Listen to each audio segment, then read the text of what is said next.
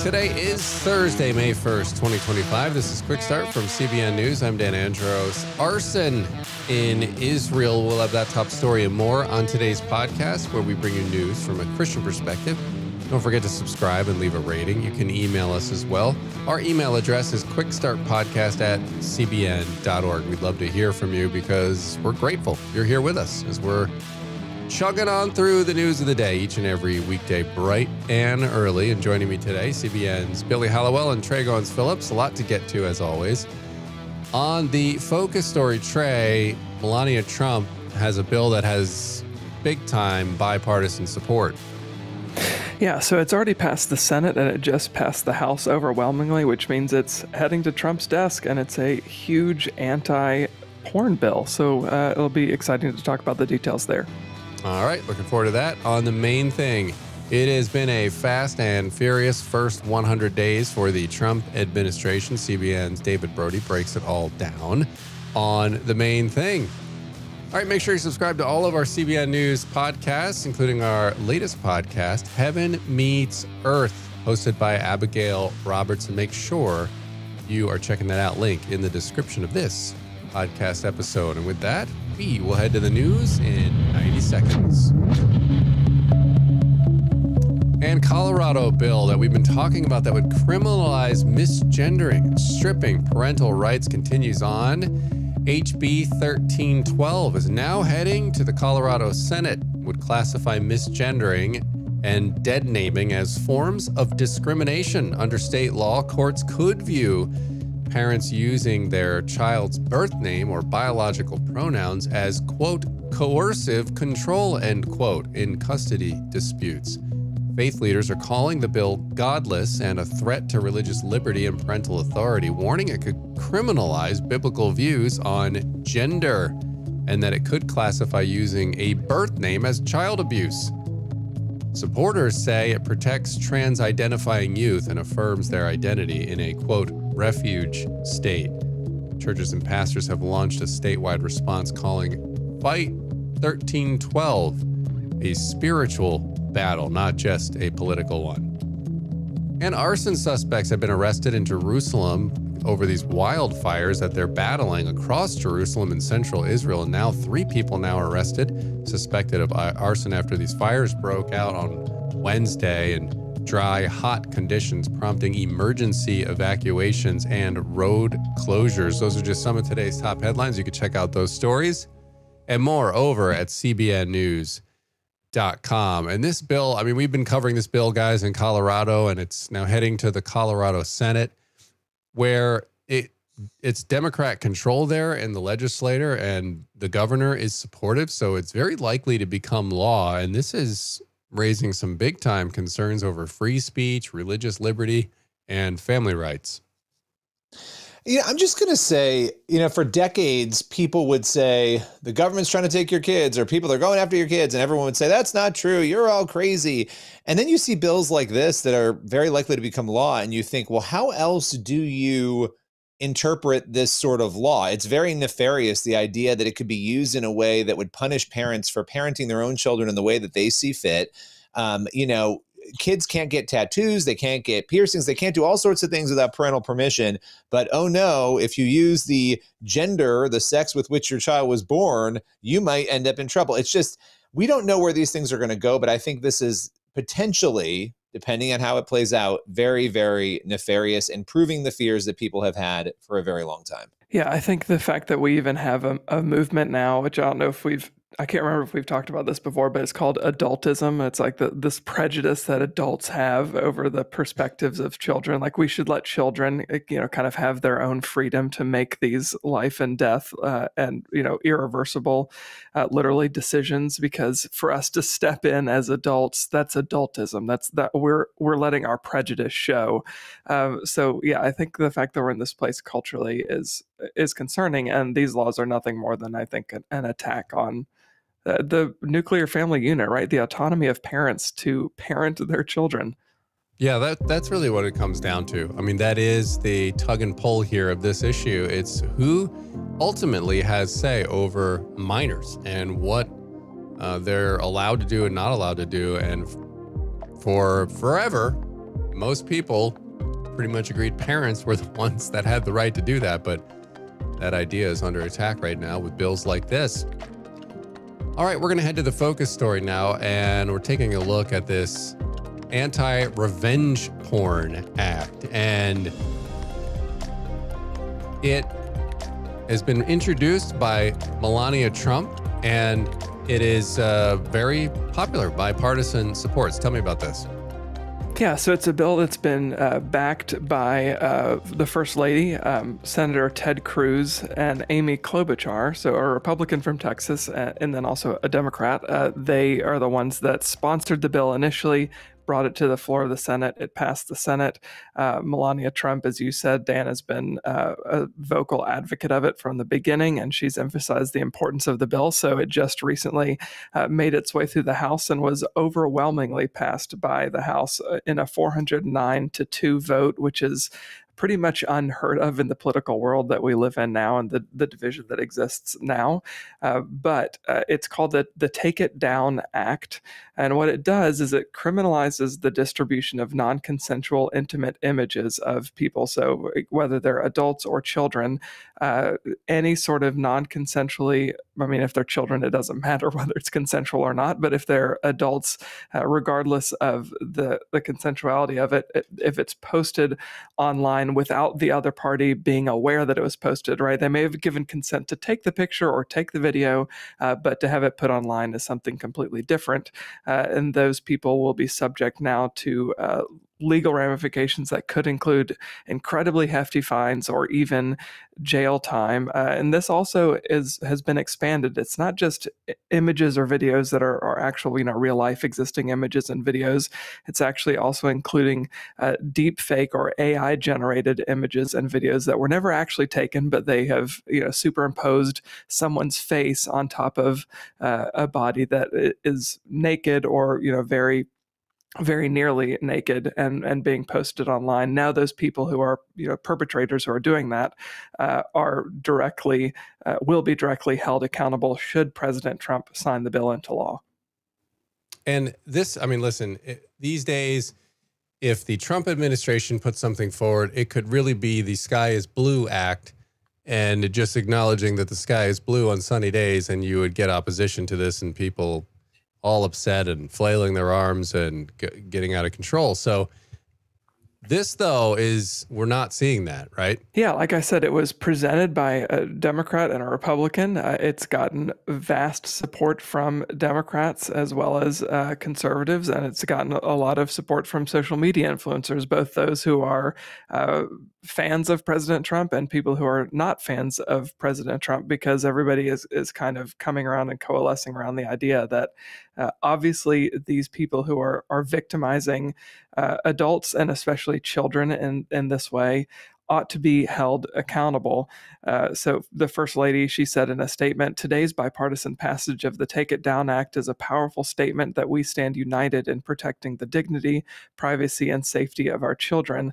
I'm thankful to the members of Congress, both in the House and the Senate, who voted to protect the well-being of our youth." And then Ted Cruz, when he first presented with Amy Klobuchar the bill to the Senate back in February, he said this bill protects young girls and young women, and it's a huge bipartisan victory that we're winning tonight. And that was in regards to being passed in the Senate, but now it's been passed overwhelmingly in the House too, and is heading to the Resolute desk in the Oval Office.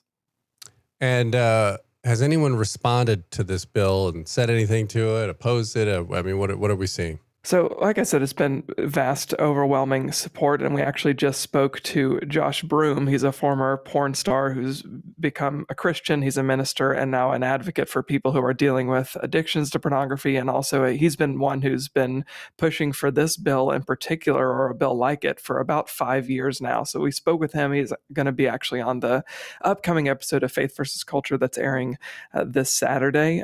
But he said, "I've spoken on Capitol Hill 7 times, and I've witnessed real people with stories similar to mine find healing in spaces where their experiences were previously used merely for headlines, views, or clicks." He said he obviously overwhelmingly supports this legislation and is crediting God for just the fact that this has been so incredibly popular in a bipartisan way that we just don't see in 2025 in the Trump era. Yeah, absolutely. And listen, this is good to see that we're not seeing the bipartisan or the partisan shenanigans that we normally see. It's good to see that they can still come together when there's something that's worth coming together on. And this one certainly seems like it. And, there's been a lot of traction. I mean, pornography is, let alone revenge porn, pornography in and of itself has become such a major issue in today's day and age for a lot of reasons. The ease of access, the accusations that a lot of men are feeling that happen against them. And so they're just saying, well, forget these relationships. I mean, I'm just going to go to the screen. And we know how damaging it is. We know how awful it is. And so anytime we get anything that's pushing back on it, it's a good sign.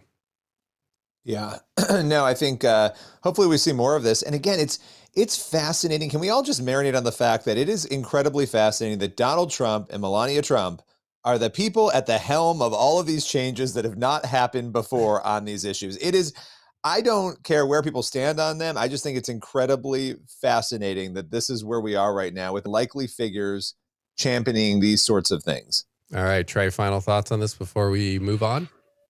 Yeah, look, I think that is so true. And I think an irony that's, shouldn't be lost on us, right? It just shows that, God, I think, is able to use whatever means necessary to do things that, point to and restore the fact that we're made in the Imago Dei, right? The image of God. And that's what this is all about.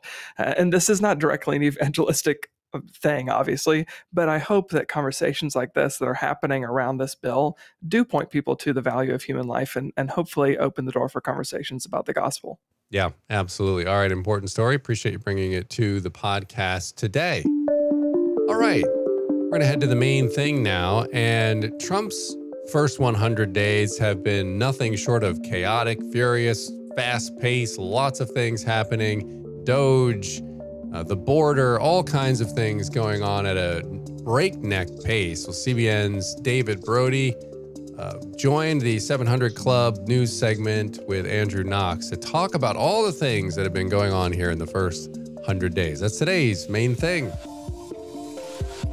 The president has been nonstop. He's getting this administration off to a stronger, faster start than his first term, although Chuck Schumer just recently called it 100 days from hell. What's with this dizzying pace of these first 100 days? Well, dizzying pace and President Trump run in the same sentence, Andrew, so we start from that standpoint. But look, when I say he's running out of time, he's a second-term president who has this thing called the midterm elections, believe it or not, coming up in about a year and a half. And so he's got to get things done because after the midterms, you typically become lame duck. Well, he's going to be lame duck anyhow. So I think there's this growing need to do it quickly. And, this time around compared to the first time is very different. With the first administration in those first 100 days, President Trump came in and he was trying to take on the government bureaucracy. This time around, he really is kind of providing a masterclass on how to do it. And what do I mean by masterclass? He's been disciplined. I mean, this administration has been extremely disciplined in the first 100 days. They know what they want to do. They're not having to deal with Russia, Russia, Russia, as he likes to say. Remember, Jeff Sessions, in that first 100 days in the first administration, recused himself from the Russia investigation. And Trump was, how do I say it? Oh, I don't know, ticked off at that. And from there, it just kind of spiraled a little bit into kind of a negativity or a negative atmosphere. It's different this time. A lot of positive vibes inside the White House, despite the polls. All right, so the economy we know is a major reason many Americans voted for Trump.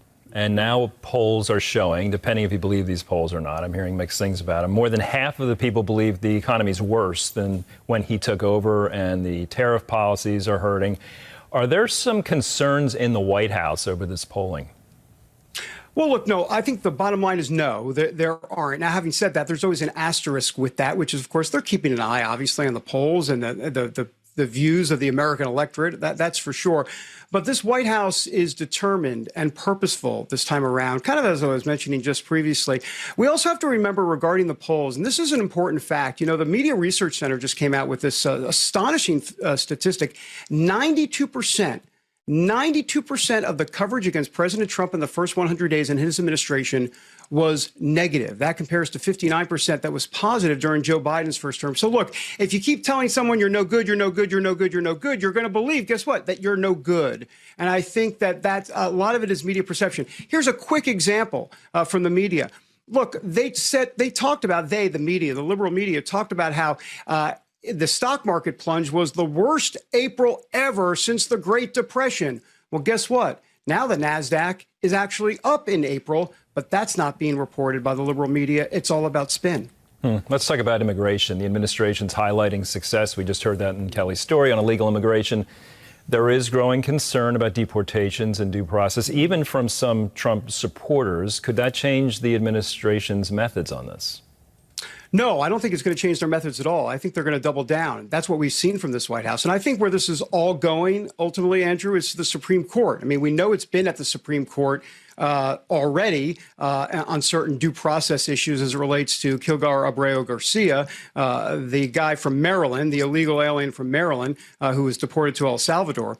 But beyond all of that, you've got birthright citizenship and you've got other due process issues, especially as it relates to the Alien Enemies Act of 1798. So the Supreme Court's going to have to weigh in a much more detailed way going forward. So this is why we're talking about this I shouldn't say judicial crisis, but this potential constitutional crisis, because what happens when the Supreme Court says, you must do this, White House, and the White House says, we're not going to do it. I don't think it's going to come to that. The White House says it's not going to come to that. We'll see.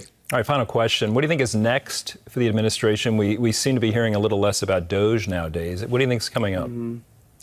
Well, Andrew, thanks for asking me that, because I got to tell you, I got enough to deal with in the short term, let alone look into the long term. But I will say this, it's all about budget reconciliation. We've heard those two words before. Just to kind of make it in layman's terms, you know what budget reconciliation really means? It's Congress's way of passing President Trump's agenda.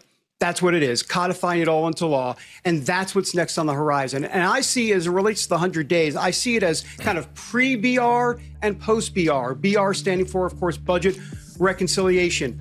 What is his approval numbers before pre-BR? And what will his numbers be? And what will the American outlook look like post-BR, after budget reconciliation, which could come as early as July, possibly into August? Then we go to 200 and 300 days, and we see what happens from there. All right, David, thanks so much. Appreciate you joining us. All right, appreciate that conversation there. That's going to leave us with time on the podcast today for one last thing. We've got Psalm 147:11, but the Lord takes pleasure in those who fear him and those who hope in his steadfast love. We can always hope in the Lord, and having that healthy reverence for him, that is key.